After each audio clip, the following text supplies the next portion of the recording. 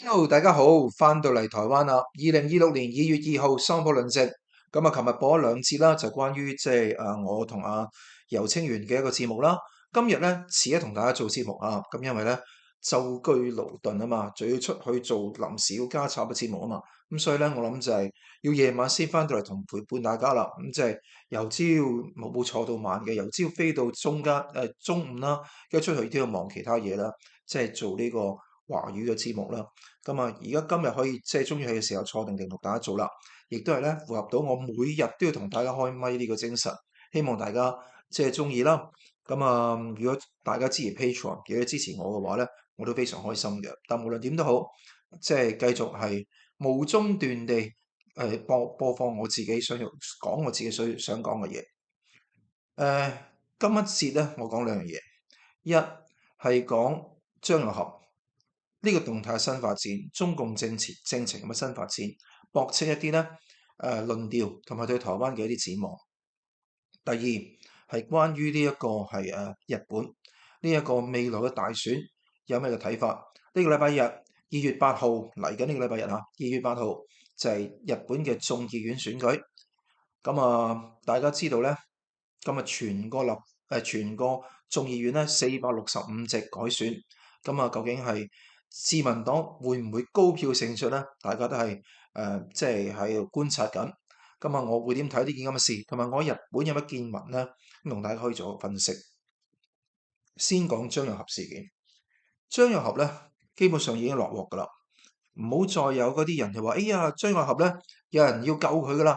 個個軍隊咧，而家唔聽習近平話啦，衝入北京啦，所以咧封晒所有道路，亮晒紅燈。啲軍隊想入去啊，又爆發槍戰啊。呢啲奇情香豔嘅小説，俾啲海外嘅華人 KOL 咧不斷咁樣去造謠生事。呢樣嘢係作業嘅，因為佢知道自己做緊假，造假唔能夠成為反共嘅根據。OK，我哋造假呢樣嘢唔可能成為你講做完假之後咧，哎呀中國軍心大亂啊，以為出口可以影響到內銷，呢個係痴心妄想。而你認為講假可以說服到好多嘅人咧，其實真係識貨嘅人係唔會受影響嘅。咁我先講最近發生咩事啦。最緊要係解放軍報咧，佢連續好幾日咧係做到有關嘅一啲評論。1月24號咧，大家知道咧，中共中央嘅即係軍委嘅副主席啦，唯一嘅副主席啦，就係呢一個張又俠咧就落馬啦，連同呢一個聯合參謀部嘅參謀長呢個劉振立都落馬。咁當時候咧，同日咧，解放軍報已經有文章講清楚咧，佢哋係嚴重踐踏破壞軍委主席負責制，話中央公佈就係話咧，經黨中央研究決定咧，就係將張又俠同埋劉振立咧立案審查調查，因為佢哋咧涉及嚴重違紀違法。咁有冇咩違紀違法咧？咁啊，後來呢個解放軍報嘅意思就係佢腐敗，佢基本上係消極腐敗，而且係嚴重踐踏破壞軍委主席負責制，就係講到呢樣嘢啫，就冇講落去啦。記住，成個解放軍報到中央嘅黨中央嘅文告都冇講過勾結外國勢力嘅，呢樣嘢只係後面好多人係補充落去嘅啫。咁啊，點解會有咁嘅補充呢？係因為《華爾街日報》有一篇文章，呢篇文章嘅記者我講過啦，佢本身就以前做假新聞有前科嘅，有案底嘅。跟住呢個記者擺一篇文章就話，故軍中國核工業集團有限公司前黨組副書記同埋前總經理就係一個禮拜之前落鑊，而佢爆料指證呢個張又俠咧，基本上就係將中國嘅核工業嘅一啲核武嘅資料機密泄漏俾美國。講呢啲説話嘅人肯定咧就係非常瘋狂嘅，因為第一，如果真係要爆料，點解要將呢個消息來源捅出嚟咧？第二樣嘢更嚴重嘅就係話，究竟張又俠何德何能去泄漏呢啲機密俾美國咧？如果真係咁，結果就一定唔會咁樣寫話，嚴重踐踏破壞軍委主席負責制啦。直接話你叛國啦，係咪？直接話你顛覆國家政權啦，或者勾結境外勢力啦，唔會話你腐敗咁簡單啩？係咪？講呢啲嘢嘅人係站着說話不腰痛，而我唔認為呢個就重點。拋呢個消息出嚟嘅人，我都講過啦，唔係呢個咁樣嘅記者啊，記者美國拋呢個出嚟，拋呢個假消息出嚟嘅話，擺明知道假係玩你啫嘛，係咪？咁你玩你中共就話你泄漏俾我嘅，係咪？呢個點解會咁樣講啊？因為 Trump 同習豬頭都可能講過話，喂，小心啊，張若�俠係 CIA 嘅，係我嘅人嚟嘅。咁跟住咧有疑心佢哋，使到要挑撥到習同埋張若�俠嘅疑心，只係得一個人，就係 Trump 嘅啫。OK，呢個我以前做過分析，我先唔講呢個係 politics 先啊，我只係講翻解放軍部事實上嘅報導，嚴重踐踏破壞軍委主席負責制。咁以為1月24號之後咧，佢連續幾日冇發文章，就以為冇事啦。跟住睇到1月31號、2月1號同2月2號連續3日，係啊，去到今日都係。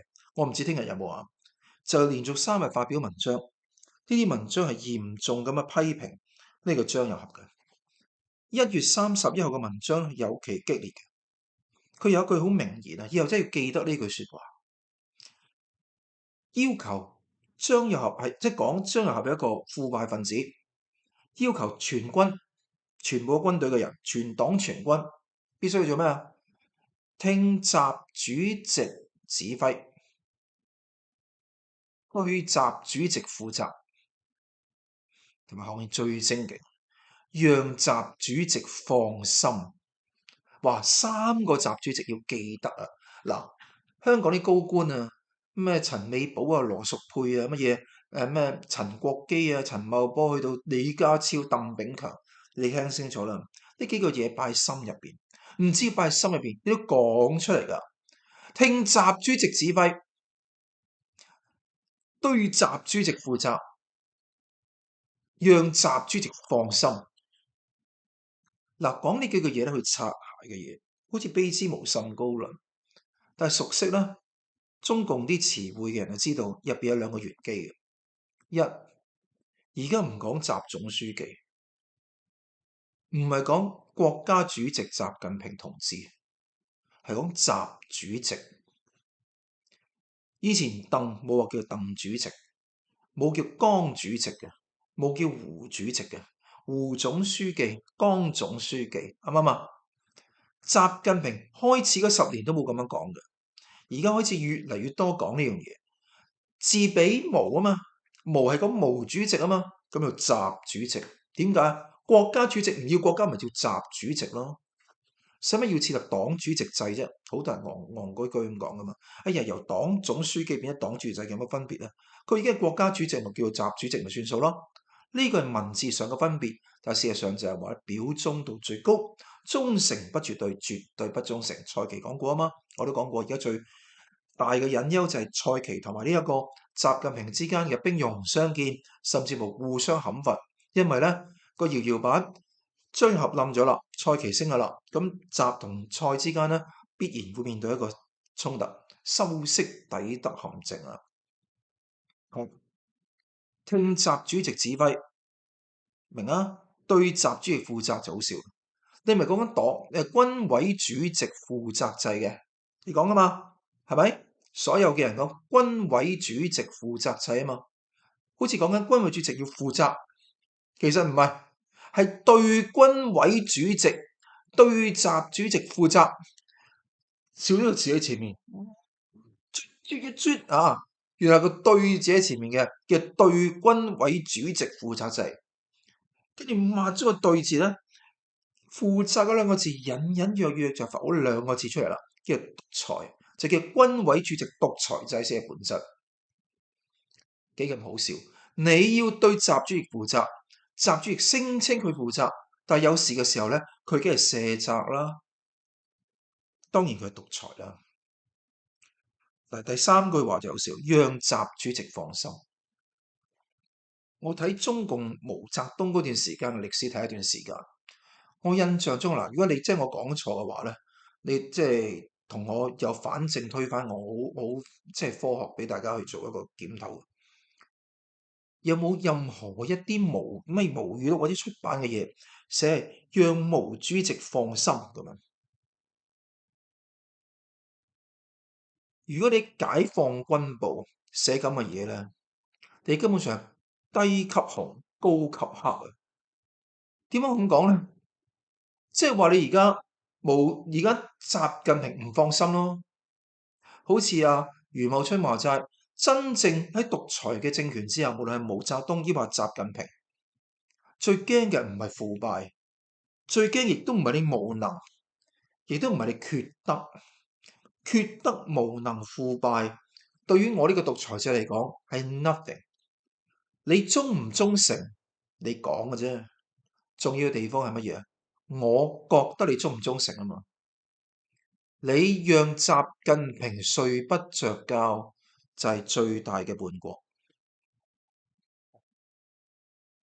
點解47人案重判咁多？同咩顛覆國家政權、勾結境外勢力，講係黎智英啊嘛。或者你對於黃之鋒、戴耀廷、黎智英，對於47案咁多嘅被告，對於鄒幸彤、何俊仁、李卓人、支聯會案所謂嘅咩顛覆案嘅被告，你估佢哋真係覺得佢哋真係顛覆咩？係因為你哋讓習主席睡不着覺，睡不着覺係惶恐，怒從心上起，惡向膽邊生嘅對付你啦。佢對付你唔需要理由㗎，佢理由就好基本啊嘛。如果你話需要一個理由就係你讓習近平睡不着覺啊嘛，所以個更正，讓習主席睡不着覺啊嘛，呢個就係真正嘅死罪。以前毛澤東點樣講？偉大的導師、偉大的領袖、偉大的呢一個統帥、偉大的舵手。導師、領袖、統帥、舵手係有個次序嘅，天地君親師嘅師要擺第一位，跟住先至有領袖，之後統帥嘅舵手。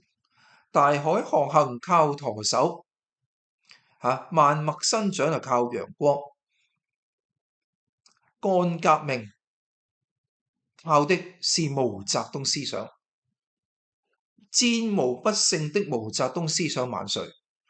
而家就咁啊嘛，你要有所謂偉大嘅導師、偉大嘅領袖、偉大嘅統帥、偉大嘅呢一個舵手，呢個就係佢成個佢哋嘅地方。燈塔就毛澤東思想就係燈塔咯，呢個係共產黨嘅論述嚟噶嘛。咁而家係點樣呢？你毛澤東唔會話你哋讓我唔放心，你要揾啲紅衛兵寫句話，讓毛主席放心。毛主席有咩唔放心啊？全國山河一片紅，黨內一小撮走資派喺度咧搞事，但唔緊要，依靠人民群眾力量。毛澤東睇到紅衛兵、紅小兵與天鬥與地鬥，其樂無窮。天生一個仙人懂，無限風光在險峰。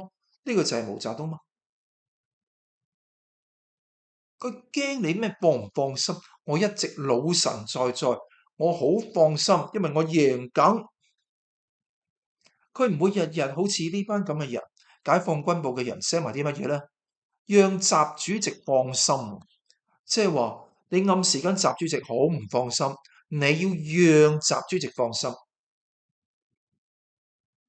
係咪？你唔聽佢指揮，就聽習主席指揮。你唔對佢習近平負責，就係對習主席負責。全部即係話將佢反住嚟講。其實我睇完之後覺得好弱 ，is weak。即係我點解成日話我唔會話毛豬頭嘅。邊個講毛澤東豬？毛澤東一啲都唔豬頭，佢智商應該頗高添嘅。佢係個邪惡嘅人，但我哋唔會話佢係個蠢人啊嘛。你會唔會話個毛澤東係蠢人？我未聽過咁嘅説法咯。但你真係講習近平，即係蠢人一個咁嘅文書都批得出嚟嘅，唔係小學雞嘅問題咁簡單，係真係冇用嘅，真係冇鬼用。嗱，呢個1月31號講法，2月1號嘅文章重點係拔除流毒根源，所以正如講話呢個流毒係話佢嚴重踐踏破壞軍委主席負責制嘅流毒、腐敗嘅流毒嘅根源。2月2號嘅文章，今日文章咩咧？以強烈的使命擔當，攻堅避險備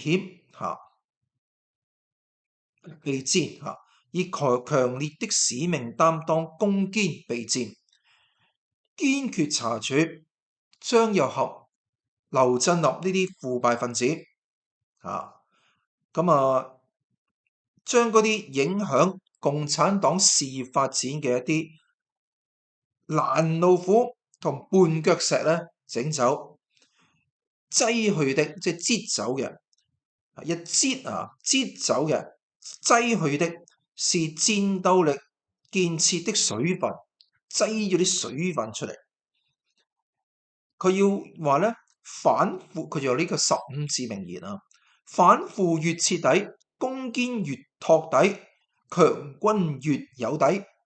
我加多5個字後面啦，最後就露底啊，就呢個做啦，係咪啊？你揾哈梅內伊啦，底衫，哈梅啊，仲要梅登對嘅內衣底衫，你就有底啦。呢個底就係哈梅內伊啊，咪算啦，即係反腐越徹底，攻堅沒事，應該仲得添啊！攻堅越托底，強軍越有底。呢個係咧一個咧規律大勢嚇，佢要將全部心思同精力放喺強軍聖戰上面。佢嘅聖戰唔係嗰個字哈達就係伊斯蘭嗰個聖戰。伊朗哈梅內伊成個聖戰，佢唔係講係打勝仗，所以話咧要深刻即係認識大勢，唔係買大勢，係大嘅形勢，加強練兵備戰，跟住啦，隨時準備打仗。黐線，軍國主義啊！隨時準備打仗，唔係抗戰啊！隨時準備打仗，隨時能打勝仗。哇，幾有趣！軍國主義嘅極致啊！跟住你話咧100，即係佢呢個地方係咪係形成15呢個開局之年嘅一種佈局？嗰篇文章咁樣寫，咁好多人就話：可以吹一啲嘢啦。張又俠咧就係叫做咧緩線派，習近平咧就無盡派。因為兩個戰略思想不一樣，所以習近平要整死張又俠或者捉張又俠去。因為咧左頭左勢，成日同我啲丟，開親會就反唇相譏，公開咪嗌聲駁斥，開會嘅時候咧就話咧唔妥。跟住佢有啲人好得意嘅嘛，我都講過唐安竹一個奧巴馬時期嘅一個重要嘅顧問啦 ，Drew Thompson， 佢就話啦：見過張又俠好務實啊，可以攞住槍嚟舞啊、射擊啊，好有直率豪邁嘅感覺。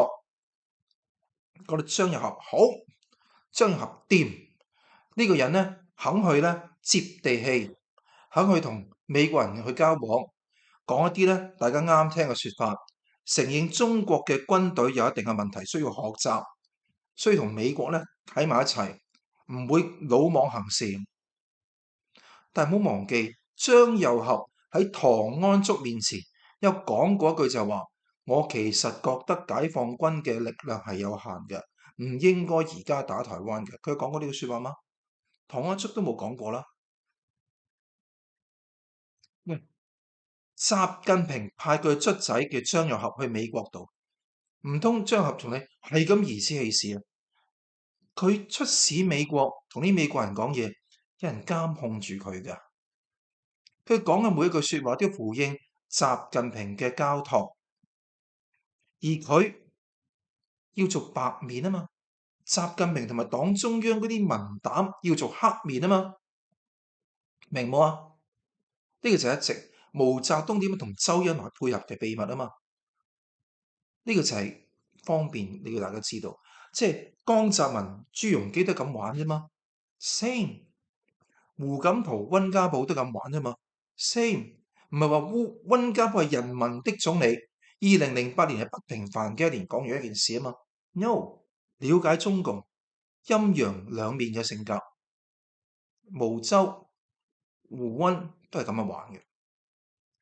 好啦，你話另一個人就係呢個 Jamestown Foundation 詹姆斯敦嘅基金會，係一個好重要嘅智庫啦。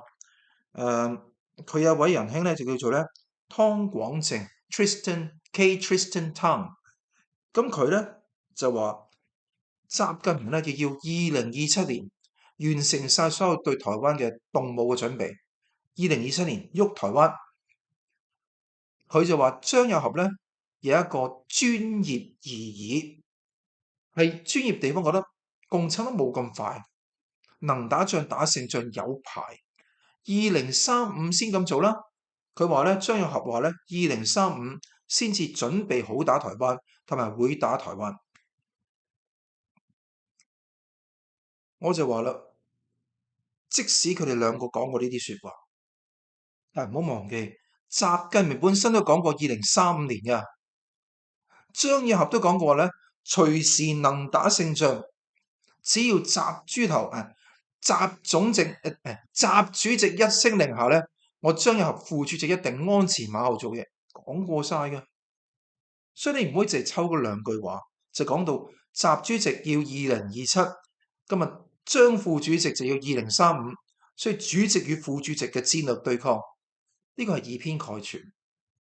而張又俠就算講個2035，記住佢只要習近平一聲令下，佢一定另行禁止，一定肯做，如臂使指去做，佢唔會預做次嘅。同埋喺中共中央軍委會議，甚至無習張之間嘅私下討論，你覺得張又俠會同習近平講：喂，豬頭，你戇誇㗎，我哋冇咁多軍隊可以打人哋㗎，會唔會咁講呢？唔會。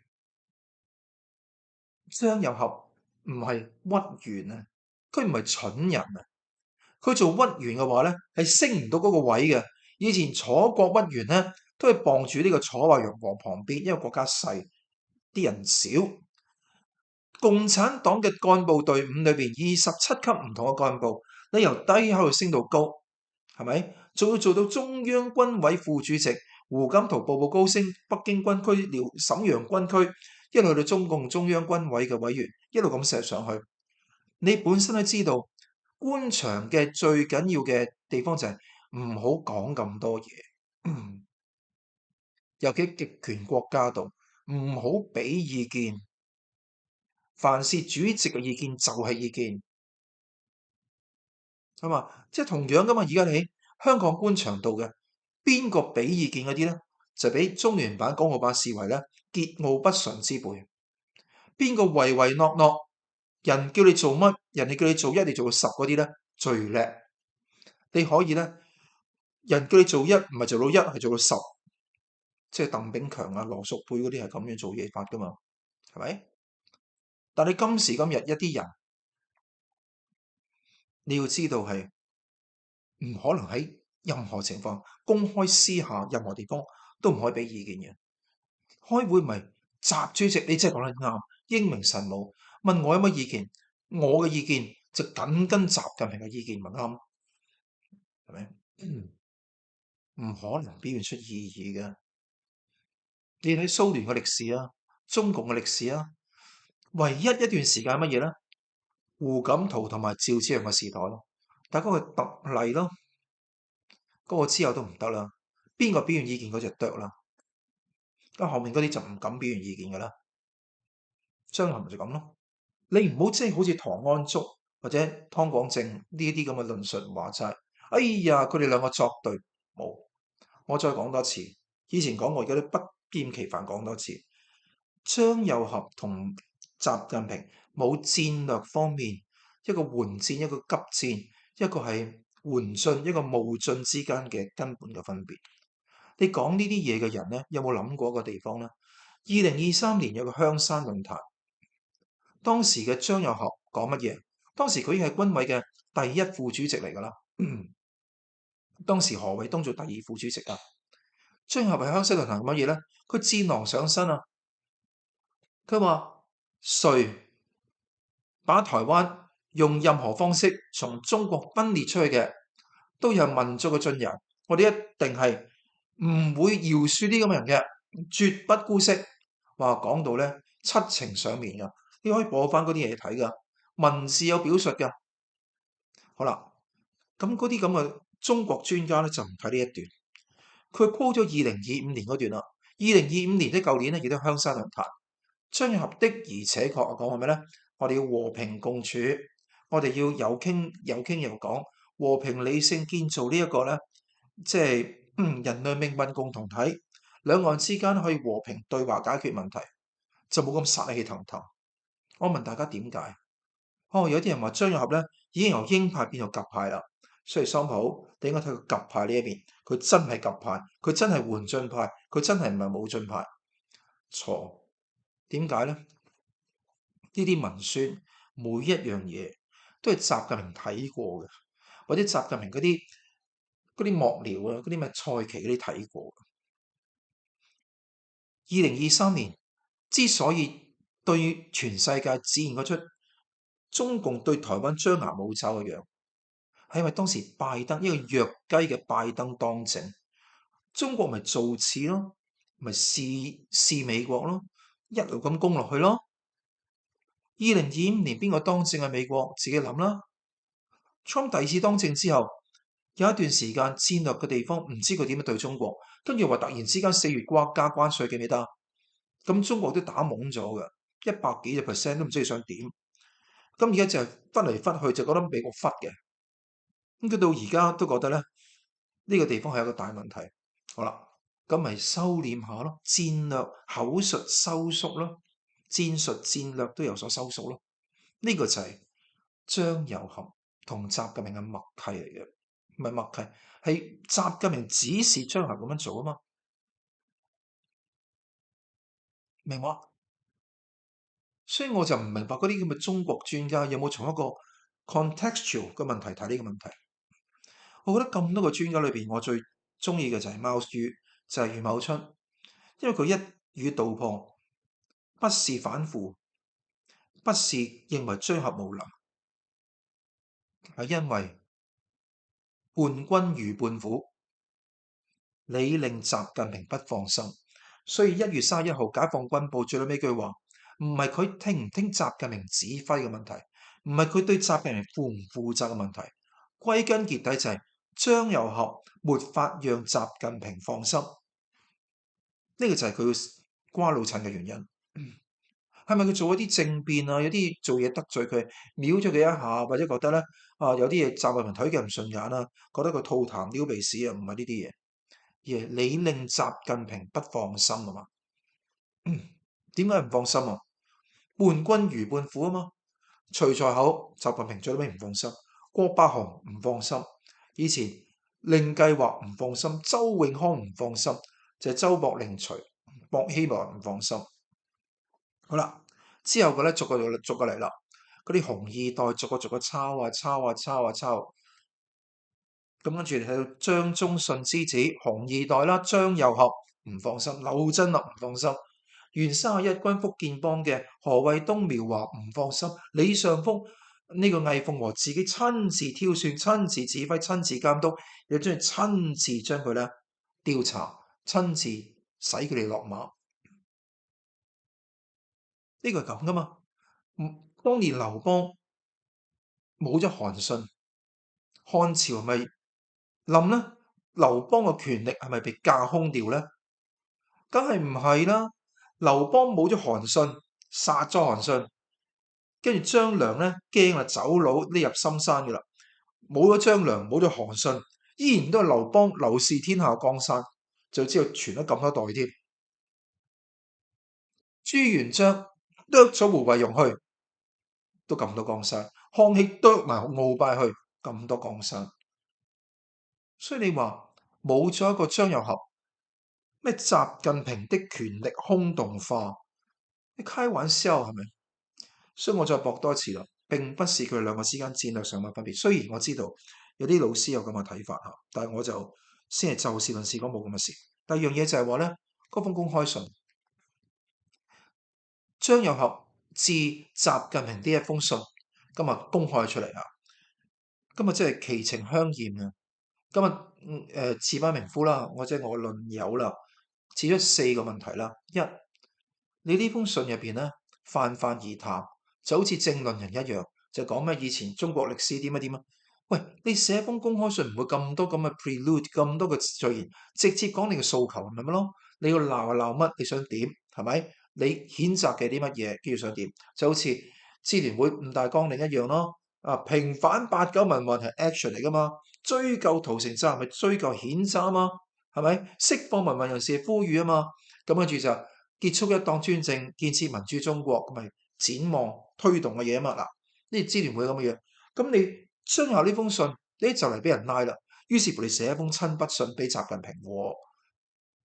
第一，你全部都泛泛而談嘅好多；第二咧，你冇焦點嘅，你冇訴求嘅；第三，你講到劉亞洲呢個人係張又俠，就係叫做咧，因為有劉亞洲嘅加持幫助之後咧，張又俠先推咗上去。好似劉亞洲為主更有權，張又俠為副係更無權。事實上當然不是啦，明白嘅嘢係調翻轉啦，係劉亞洲係英武學士，拾人牙慧。你哋呢班張又俠啊、劉振立講嘅嘢，我照寫照登，跟住之後我自己講自己嘢啫嘛。劉亞洲不嬲都冇權嘅，係張又俠有一定嘅權力。你咁嘅都搞錯咗咧，不得了。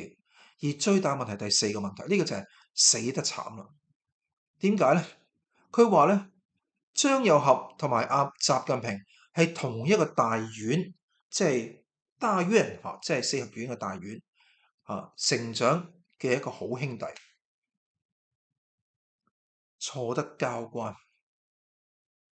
張又俠嘅爸爸叫張宗順，習近平嘅爸爸叫習仲勳，兩個喺當時候延安保衛戰，就係當時蔣介石咧打延安，攻入延安啦。咁國共內戰嘅期間咧，共產黨全部聽共產國際嘅呼籲，史達林嘅呼籲咧，轉向東北，發動遼瀋戰爭啊嘛。我先唔好講嗰筆啦。佢係當時係放棄咗延安嘅，但係有一段時期，當蘇聯未有指示嘅時候咧，中共係守住延安噶嘛。咁邊個做呢個保衛戰啊？當時嘅司令員就叫張宗順，當時嘅政委就叫做習仲勳，兩個人係同嗰個時候嗰個 moment 有共事過，係咁。跟住兩個仔係咪有相識呢？我唔知，但我肯定有一點就係佢哋並不是同一個大院長大的兄弟。點解呢？張宗順同埋張又俠兩父子當時係居住於北京市宣武區嘅總參大院，係軍隊入邊嘅地方嚟嘅。北京有4大區啦，東城、西城、崇文、宣武啊嘛。喺宣武係等於係西南角啦，東城係東北角啦，即係咩國貿嗰邊嘅東城啦。東城區咧呢個地方咧，大家知道係當時習近平、習仲勳住。習仲勳當時做軍人，咁佢知道毛澤東要將佢編入文職，剝佢軍權，就叫做宣傳嘅嘢啊嘛。好啦，主管宣傳嘅習仲勳當時住嘅地方就叫做東城區南銅鑼巷，咁就叫做即係一個叫做胡同。OK，咁雨兒胡同啊，下雨嘅雨。兒子嘅兒，魚兒虎同。東城區南鑼鼓巷，魚兒虎同喺呢個地方。東城區南鑼鼓巷，魚兒虎同。佢喺呢個地方住。嗰時池班明夫佢做駐京記者嘅時候咧，都去過地方度去參訪。兩個地方相隔好遠嘅，而且唔係隨意可以見面嘅。No，OK，唔會。所以我就話點會唔會同一個大院長大嘅兄弟啊嘛？而呢封親筆信係張又俠以嘅第一人稱寫俾習近平，點可以有咁嘅硬傷、咁嘅大錯呢？所以呢封係假信，而呢假嘅信好多，跟住之後又話啲軍隊入嚟一模一樣，所以唔好傳埋啲謠言，唔好信埋啲咁嘅垃圾謠言。我哋唔單止要破除呢封假信嘅謠言，仲要破除所謂嘅張又俠係緩進派，習近平係冒進派嘅語言，嘅呢個語言。由始至終就正如 Trump 最近講嘅，空軍又講啊嘛，我唔理咁多，即係 Trump 就話：第一，習近平就係中國嘅 big boss，唯一嘅 big boss。以前係咁樣，而家係咁，可見嘅將來我唔知頂得幾耐啊，都係咁樣，唔係張又俠啊嘛。所以呢個唔係政變，係清洗啊嘛。呢個我加上去，唔係政變係清洗，唔係 coup d'état，唔係 coup，係 cleansing，係清洗。第二樣嘢，Trump 話咧，我哋會密切注意事態嘅發展嘅，就講呢兩句説話啫嘛。即係話有啲嘢美國都要睇，但係呢件事卑之無甚高論，習近平依然大權在握，因此佢對於侵略台灣嘅格局咧，唔會有大嘅變化。短期內佢更加需要補充軍隊入邊嘅人啦。咁你話攻台嘅機會咪少咗咧？我承認係，但我諗成個變化唔大。有一種共產黨、國民黨式嘅敘事係乜嘢咧？narrative 啊，呢種講法係乜嘢咧？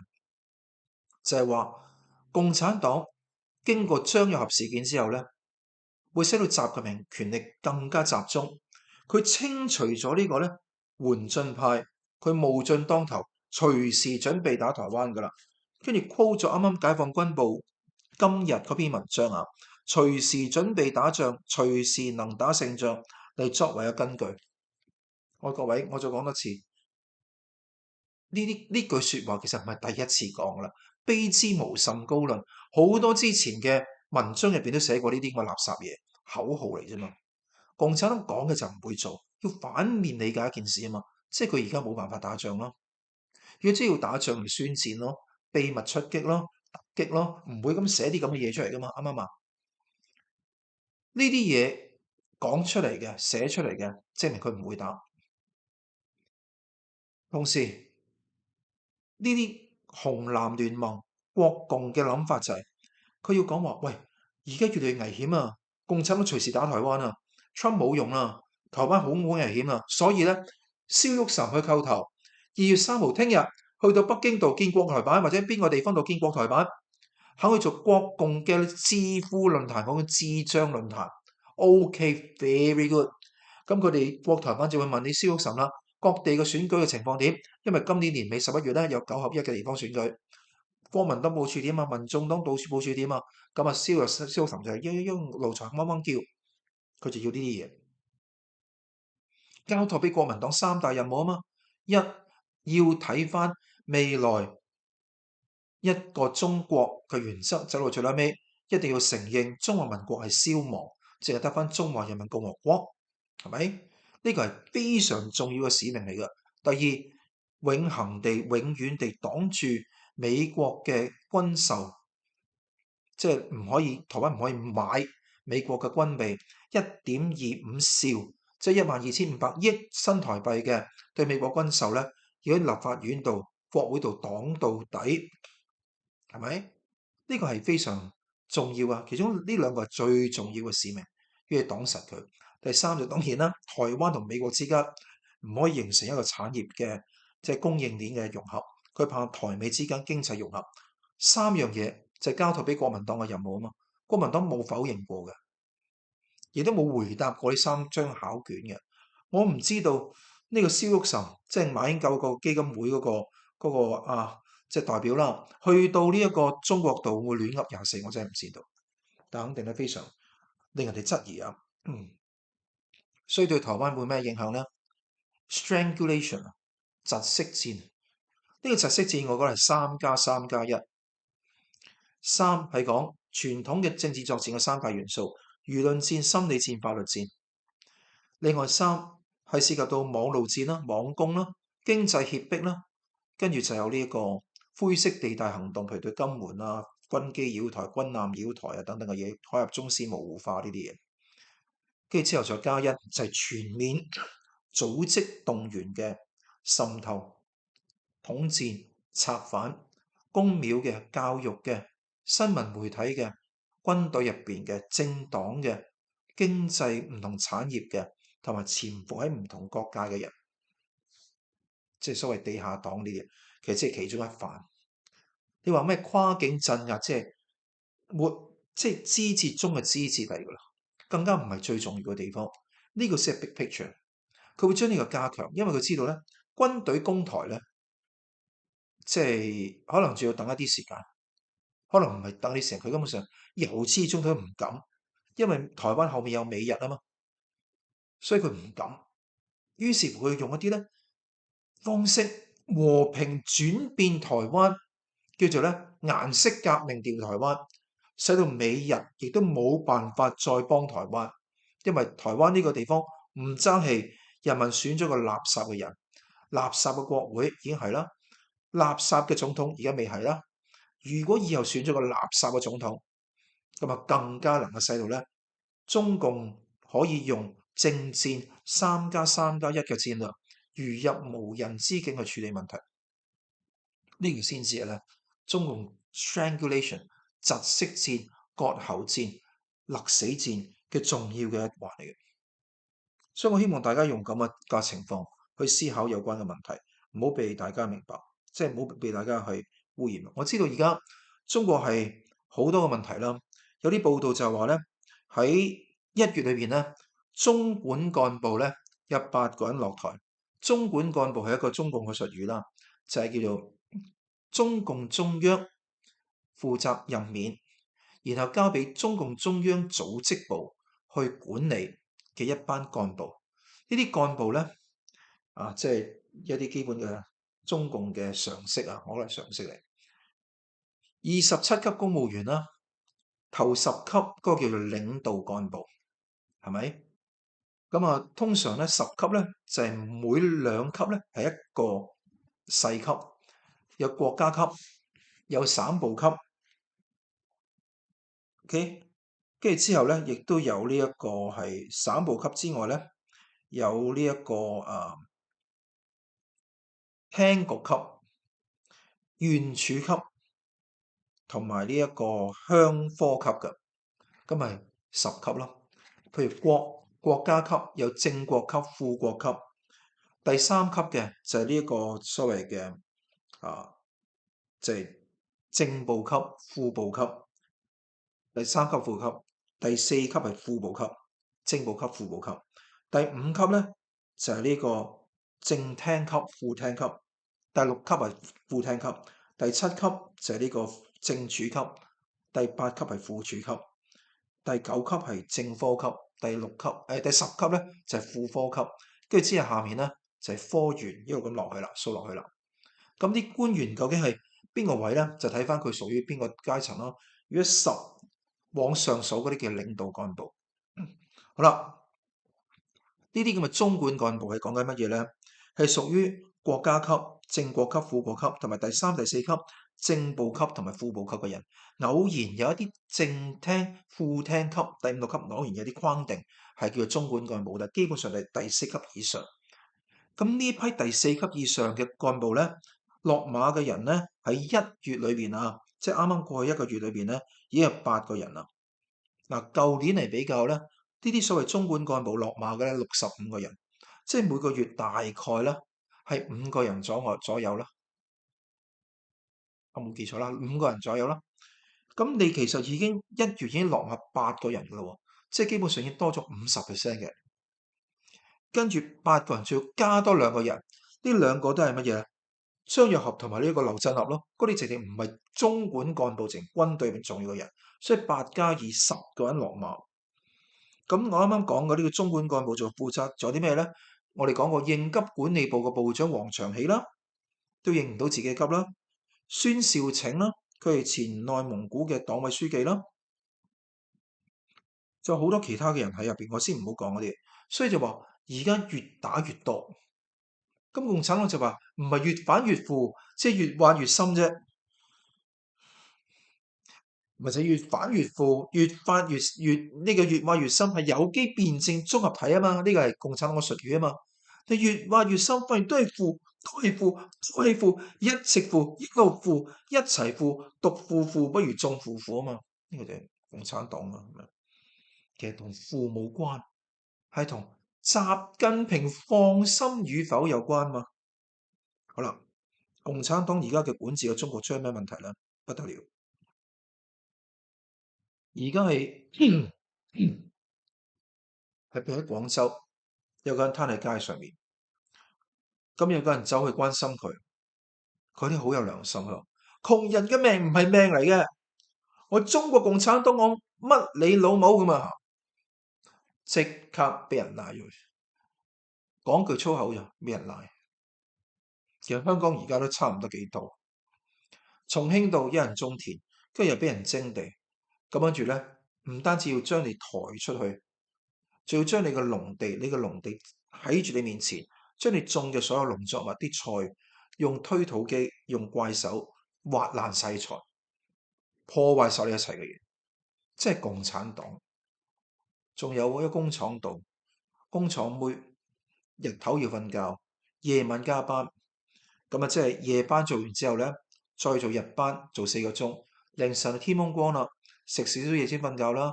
去到飯堂度一睇，係啊，有盒飯有碟菜，不過咧呢盒飯呢碟菜細細一碟盒飯細細一碟菜咧係6個人分嘅，每個人夾一口飯夾一口菜瞓覺，咁多噶啦，即係好似以前三面紅旗啊、大躍進時期嘅階段咁樣，欲哭無淚噶。你要唔去你唔好做咯，你唔中意咪唔好做咯，唔好做你零做嘅話咧，仲有少少錢。好啦，有少少錢，有萬幾蚊喺口袋點咧？去投資啦，係咪？有一間叫傑和瑞傑我瑞，其實係傑唔係傑出嘅傑，係打劫嘅劫，其實係華語係同一個音，打傑跟傑出係同一個音嚟㗎，即係打劫你啫嘛。打劫你好鋭利，傑和瑞嚇，傑和瑞即係傑我瑞，就係瑞就睿智嘅瑞啦，即係啊。咁呢個傑我瑞咧係一間黃金交易平台，咁啊佢爆雷133億人民幣喺深圳嘅水貝，大家知道邊度啦？喺呢個羅湖再向北行啊，水貝嗰個地方度咧爆雷，好多人就圍住呢個黃金交易平台傑和瑞啊，跟住啲公安點咧？呢個平台負責人噶嘛，我攞個大嘅毛氈，好大個，成班公安咧笠實佢之後咧，俾佢沿住條毛氈一路包住佢走，唔俾呢個負責人俾人揼，唔俾人見到佢個樣。今日呢啲公安咧，唔係站喺啲即係所謂嘅損手爛腳嘅股民嘅身邊，而係站喺呢一個咧呃人騙子嘅身邊，因為個保護傘就係公安局啊嘛。咁呢班人就會話：你哋人民政府唔係要幫我嘅咩？唔好喺度做啲毛病嘅呻吟啦，係咪？擺明係打劫你啦！10萬人以上出事，我唔知有冇香港人損手爛腳啊？呢個就係中國啊嘛！你要更加離譜嘅就係中國嘅人點解搞成咁？中國嘅人嘅質素，中國人嘅文化點解搞成咁呢？你一開始可能係被害人。但係被害人做多咗啦，做耐咗，你變成奴才化，尤其8·9·6之後奴才化，所以最後尾中國人、中國嘅文化嘅糟粕同埋共產黨係牽扯難分嘅，牽扯難分嘅。你要嚴分中國人與共產黨，即係早期嘅時候，共產黨壓在中國人頭上嘅一個大嘅一個咧，即係壓力，你可以咁講。8964屠城，你可以咁講，啲人反抗過，共產黨壓迫佢，你可以咁講。但今日咧，我唔係話呢樣嘢冇，呢樣嘢一直都存在。即係話咧，你嘅奴性亦都滋養緊共產黨，係中國人嘅劣根性同埋中共嘅邪惡，係互為因果、互為表裏嘅關係，牽扯難分。呢個就係我哋面對一個非常大嘅困境啊！你可以否定呢樣嘢嘅，但係你否定嘅嘢，你係昧於事實咯。你稍為進入過中國去了解佢哋嘅法官啦，佢哋嘅做生意嘅人啦，做國企嘅人啦、民企嘅人啦，你就知道咧，我所講嘅係有根據，係咁樣講嘢法嘅。所以我話而家我哋面對嘅環境係比較複雜，而都唔係簡單嘅。所以佢哋嗰班即係選修嚟嘅人就話正宗黑社會，就係講緊呢一班咁嘅人，講緊共產黨。咁最後用5分鐘左右時間咧，講一講關於日本嘅事好嘛？日本咧，咁啊，我呢一次去日本咧，喺呢一個福岡咧，尤其去到行路行好多路啦，每日行成10幾公里路。咁跟住去到呢個中州啦，即係 Nakasu 附近咧，我睇到塊板嚇，一塊板咧就貼晒咧呢一個選舉嘅一啲人，有咩自民黨啦，有維新會啦，有參政黨啦，佢哋都係右派政黨啦。下面嗰行啱啱嘅編號啊，下面嗰行就係日本共產黨。日本共產黨同中國共產黨係冇關係㗎，兩個反面添㗎，係左派政黨啦。另外一個咧係叫做咧中道。嗱，記住中道，中間中庸個中道啊，道路嗰道，中道嘅叫做民主聯合啊，佢係中道改革聯合，中道改革聯合啊，呢個係日文嘅名啦，即係叫中道改革聯盟啦。咁佢呢個地方有2個政黨組成嘅，立憲民主黨就係左派政黨啦，另外就係呢一個公明黨啊。即係後面有創價學會嘅比較，創價學會後面係一個自然正宗啦，而後面同中國關係非常密切嘅。以前公明黨係同自由民主黨長期做執政聯盟嘅，但係兩個基本上好多本質都不一樣嘅。公明黨反對參拜靖國神社嘅，自民黨有部分人士係要咁樣做嘅。咁高市當選之後咧，公明黨就退出咗執政聯盟啦。咁公明黨就同立憲民主黨企埋一齊啦。但係今次係窩火咁，點解咧？嗰個民意調查睇到咧，自民黨基本上如日中天，由465席總數嘅呢一個係眾議院入邊咧，現在我冇記錯，自民黨攞到嘅議席係199席。咁而家好粗略咁保守估計啦。咁啊，由於日本嘅眾議院選舉分兩個 batch 嘅，一個就係小選舉區，就係香港俗稱嘅分區直選啊，一選區一個候選人當選，單議席單票制。咁你譬如話，你將福岡劃定幾個選區，咁啊每個地方有個自己嘅選舉嘅人。我都講過噶啦，喺九州成個福岡係即係麻生嘅天下啦。跟住你去到中國地區，即係山口啊，跟住去到廣島、岡山、鳥取、島根，呢啲全部都係高市早苗嘅天下為主嘅，自民黨佔優噶啦。可能喺東京，可能喺嘅地方咧有啲稀缺，咁所以佢有地方要補。例如兵庫呢啲可勝不穩嘅，咁咪走去基路咯，基路市度演講咯。一嚟到萬人空巷，喂，高市早苗大受歡迎啊，唱 BTS 啊，Dynamite，又跟住咧玩重機，跟住又關心咧阪神嘅棒球隊，接地氣，讓人覺得呢個人掂。呢個係感性嘅呼召啊嘛。跟住你推動消費稅歸零，你推動親美壯大日本，修憲保護台灣，台灣有事，日本有事。喂，好多人基本上覺得討厭中國已經成為事實。日本人比台灣人更犀利，佢壯大到抗共反共嘅思潮好緊要，好過韓國，好過台灣添。所以佢咧，日本之所以強大係有原因嘅。Okay?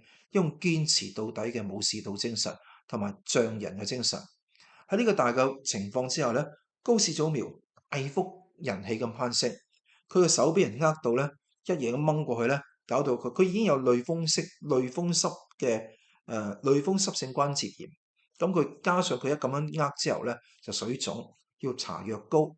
咁佢基本上都唔在 NHK 嘅地方度咧做嘢，佢要休養。